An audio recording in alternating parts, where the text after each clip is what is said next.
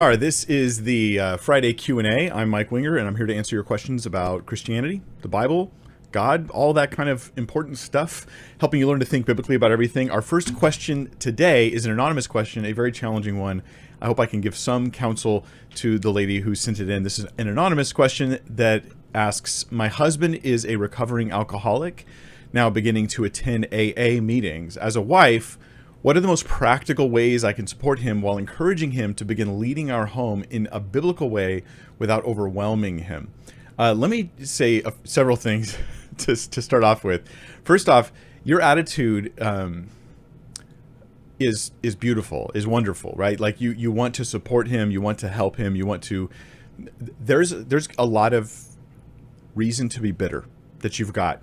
That you could be bitter, right? Like good reasons as far as the world's concerned. But as a Christian, you look to the cross and you look at Jesus and you say, hey, I'm trying to set aside those things. And that's a beautiful thing. That's a wonderful thing. And I encourage you for that attitude and just holding that attitude. How can I help without being overwhelming? Like that is an incredibly humble and gracious and kind attitude. Let me share a few things though with you because I can't give you all the details of your situation because I think, somebody have to like live life with you, so to speak, or spend a lot of time counseling you to do that.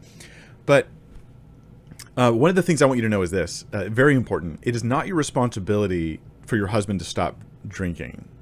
Like this is really important. And this has nothing to do with the bitterness stuff. As a Christian, you lay aside all bitterness, anger, wrath, malice, like it says in Ephesians. You set all that stuff aside so it's not clouding your judgment, not messing up your thinking. But you also need to set aside the idea, the thought, if you have it at all, that it's your responsibility to make your husband stop drinking or that his sobriety depends upon you. It's great that he's in AA. It's great that he's like taking steps. I know some people really don't like AA. I don't have much of an opinion either way about it, but I'm glad he's taking steps to try to recover, to try to grow, to try to change. That's very good things. But yes, please know this is very important as the division of responsibilities that we understand this as Christians. I am not responsible for other people's behaviors. I am only responsible for mine. And the reason why I want to encourage you with this is because oftentimes, and it may or may not be true in your situation, but oftentimes in a family where there's dependence going on, someone is alcohol dependence, drug addiction, that kind of thing. They will often create an environment because of their behavior where everyone around them starts to feel responsible for that person's attitudes and actions. And that's a very unhealthy and unchristian thing. And so I would encourage you to resist that. Now, while you're resisting that, while you're saying, I'm going to do whatever I can to help my husband, but it's not my job. It's not like actually my role for him to stop drinking. That's his role. He's the one that puts the drink to his lips. It's up to him. But while you're doing that, you then also want to avoid that potential bitterness that comes in. Sometimes, especially when a spouse starts to reform, and they have godly behavior where they've had really ungodly behavior before, sometimes this is an opportunity for the enemy to come in and stir up bitterness. I know it's weird. It may not affect your life at all, but it has affected many people where they're like, well, now that they're acting better, I feel like I have freedom to be angry about the past now. And there's like a sense in which it's like, okay, you may have to process through some stuff as you see a change in behavior. Guard your heart there, right? Take those issues, those real issues, real complaints to the Lord first. And I asked my wife also, in addition to this, what her counsel would be. I was like, how would you answer this, right? Because you wanted to know, right? How do I support him while encouraging him to being a leader in our home biblically without overwhelming him? And her answer was that there's sometimes a challenge, and I'm going to put this in my words, not hers, but there's a challenge where, she'll see something in me and she's thinking, okay, is this one of those things where I say something or don't say something? And that's the first question she has to ask, right? Do I say something or not? Because I don't want to try to like become nagging, but I also want to assist and help.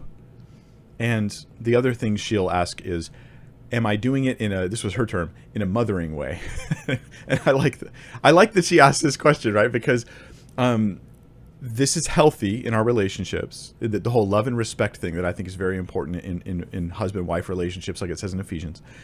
It's important that I think the wife, she's the equal of the husband, but she's not the mom of the husband. And so her way of processing it was, she's approaching me with a problem maybe I'm causing, is she asks, okay, am I saying this to him in a way that is mothering or in a way that is still respectful to my husband? And I know that some are going to be triggered by this in our modern culture, but I think that's a godly thing that she does, and I very much appreciate it.